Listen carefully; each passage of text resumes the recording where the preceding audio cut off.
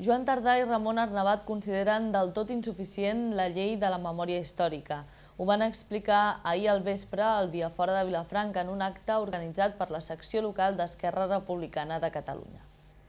El portaveu del grup parlamentari d'Esquerra Republicana a Madrid, Joan Tardà, i el conegut historiador vilafranquí Ramon Arnabat van participar ahir en un acte organitzat per la secció local d'Esquerra Republicana a Vilafranca per denunciar les insuficiències de la llei de la memòria històrica aprovada pel ple del Congrés de Diputats a Madrid el passat 31 d'octubre.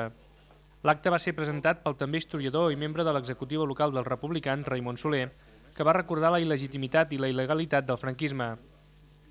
Per la seva part, Ramon Arnabat va agrair a Esquerra l'oportunitat de poder exposar la tasca de recuperació de la memòria històrica al Penedès que desenvolupa des de fa 2 anys amb el projecte Tots els Noms i va criticar la llei aprovada a Madrid perquè no serveix per reparar el dany a les víctimes.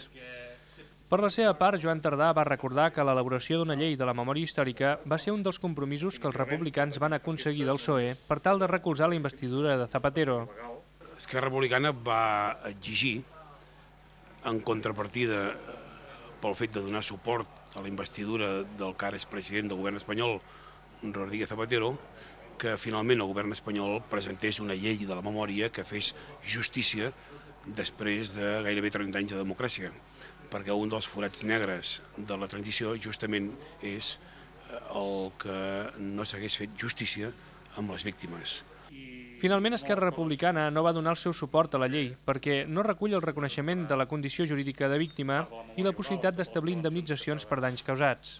Perquè no té res a veure amb allò que han fet altres democràcies que han tingut la desgràcia de patir passats totalitaris.